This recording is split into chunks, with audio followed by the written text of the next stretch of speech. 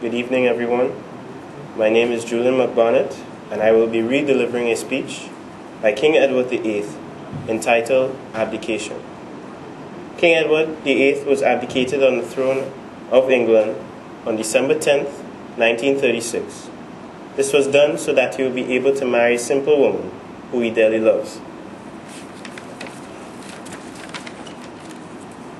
At long last, I am able to say a few words of my own. I have never wanted to withhold anything, but until now, it has not been constitutionally possible for me to speak. A few hours ago, I discharged my last duties as king and emperor, and now that I have been succeeded by my brother, the Duke of York, my first words must be to declare my allegiance to him. This I do with all my heart. You all know the reasons which have impelled me to renounce the throne, but I want you to understand that in making up my mind, I did not forget the country or the empire, which, as Prince of Wales and lately as king, I have for 25 years tried to serve. But you must believe me when I tell you that I have found it impossible to carry the heavy burden of responsibility and to discharge my duties as king, as I would wish to do without the help and support of the woman I love. I have, as you all know, fallen in love with an American woman, Mrs. Wallace Simpson. Mrs. Simpson, as you would have read in the newspapers, is at the moment married and has been once divorced.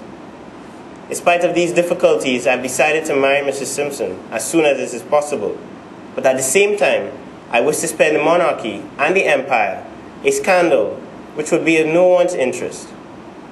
I will therefore give up my life as your monarch and live as a simple person with the woman I love.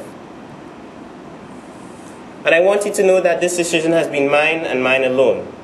This was a thing I had to judge entirely for myself. The other person most nearly concerned with this has persuaded me to take a different course. I have made this the most serious decision of my life, only upon the single thought of what would, in the end, be best for all.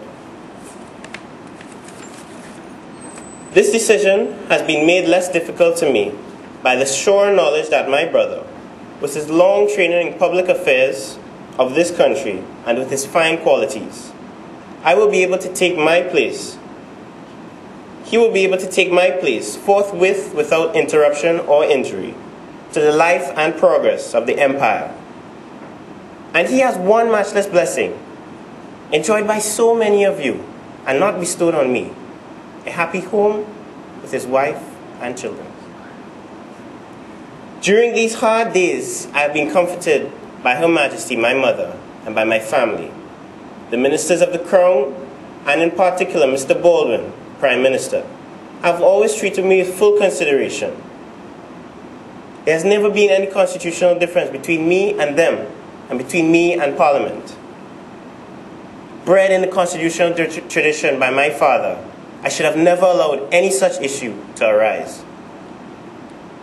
Ever since I was Prince of Wales, and later on when I occupied the throne, I have been treated with the greatest kindness by all classes of people, wherever I have traveled to or lived throughout the empire. For that, I am very grateful. I now quit altogether public affairs, and I lay down my burden. It may be some time before I return to my native land, but I shall always, always follow in the fortunes of the British race and empire with profound interest.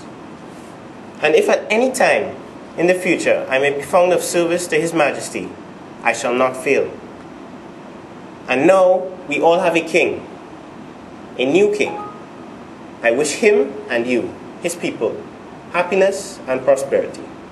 God bless you all, and God save the king. Thank you.